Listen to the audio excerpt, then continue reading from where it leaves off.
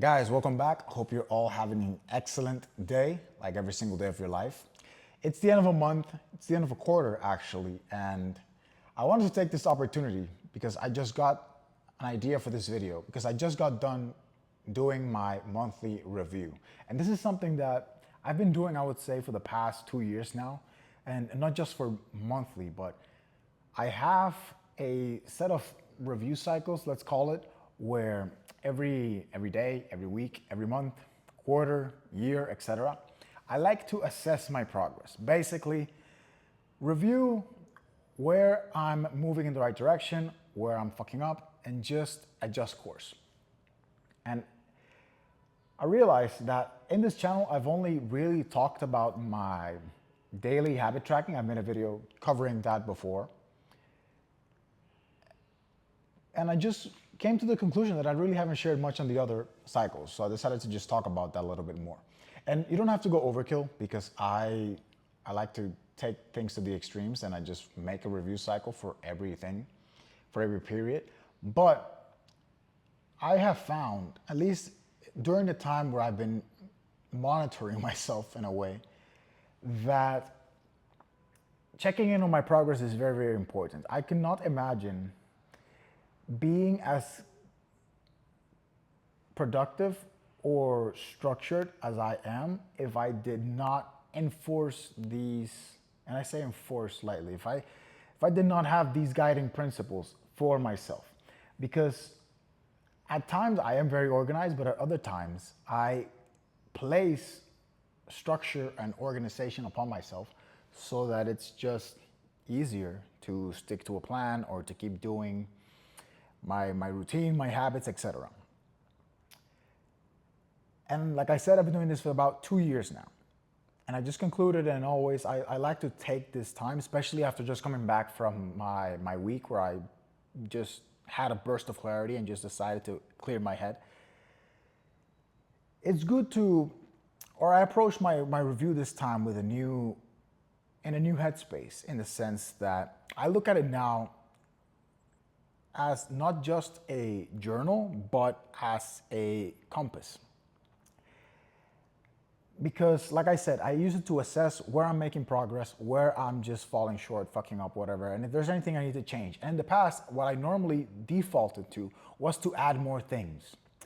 Add more habits, add more things to check, add more tasks, add more, etc. Just adding more. But there's only 24 hours in a day. There's only so much you can do. And I'm at a point now where I'm realizing more and more every day that, to give an example of the phrase that's commonly used, oh, you gotta work hard and smart, or work smart and whatnot. So hard work is very important, but so is working smart. Ideally, you should work hard and work smart. But if you can only do one, work smart. And by that, I mean, or is me realizing the importance of strategy. And what is strategy? There's a fancy definition, but in the simplest way, and this is the way that my mentor described it to me, is being able to make effective decisions. You don't have unlimited time, you don't have unlimited money, you don't have unlimited resources, in a sense. Especially, and this is applying it to your personal life.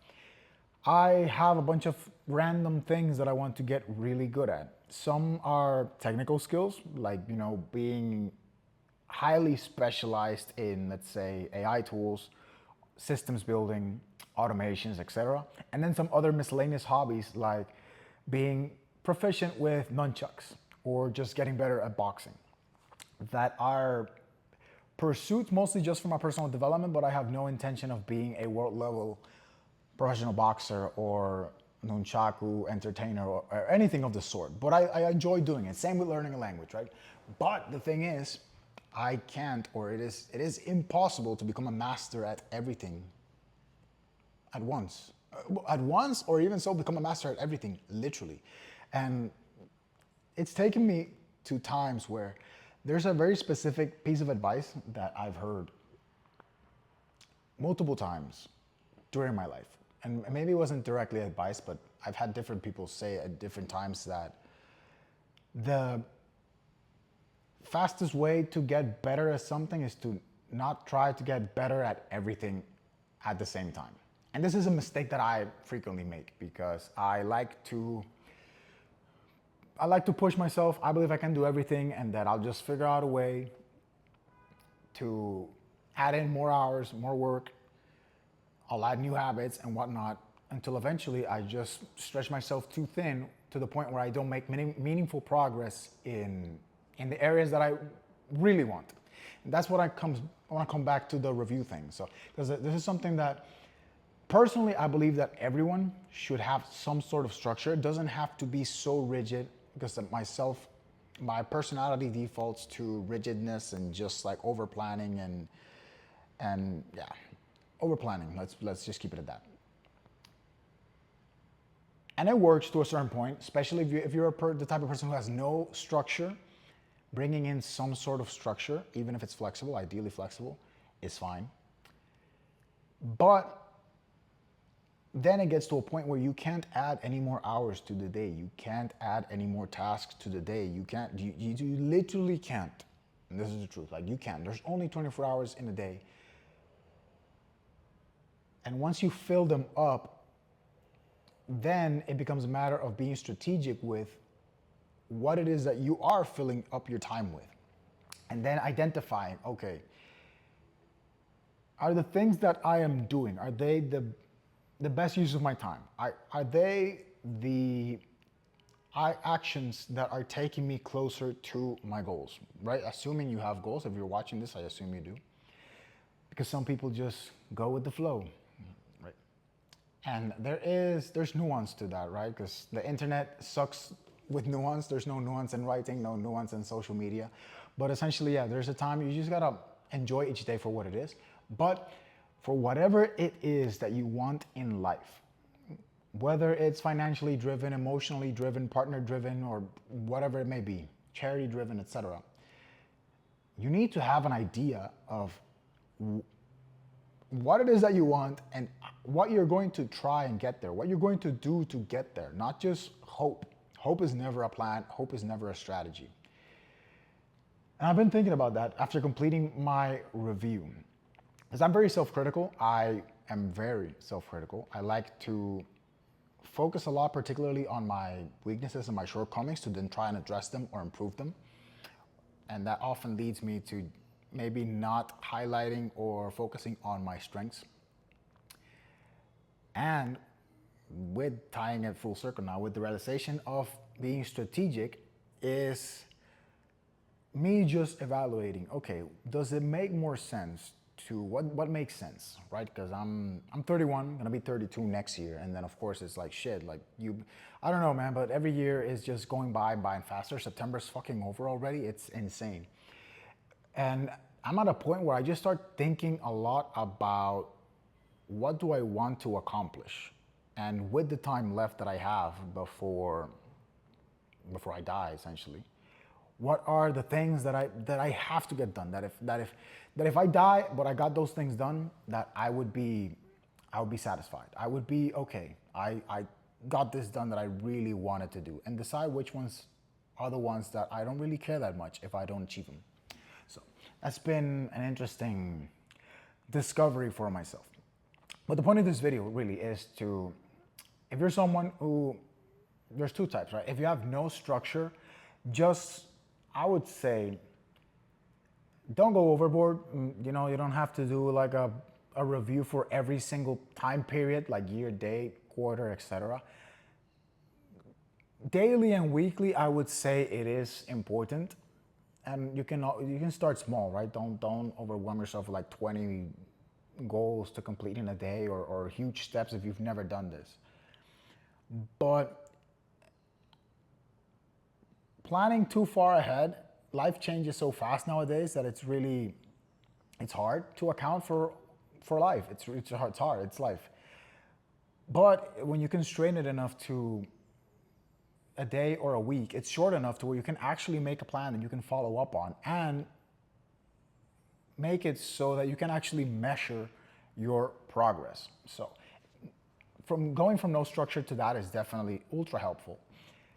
And then if you're someone who gets caught up in the trap of just over systemizing everything, of being too rigid with your structure, and I've been to both ends. I've made both mistakes, and I tend to lean more towards overcomplicating and over-systemizing. Then flexibility is needed, or learning to accept that you don't have to be everything. That sometimes instead of being like a 10 out of 10 in one thing, maybe it's better to be an 8 out of 10 in 3 things, in 5 things.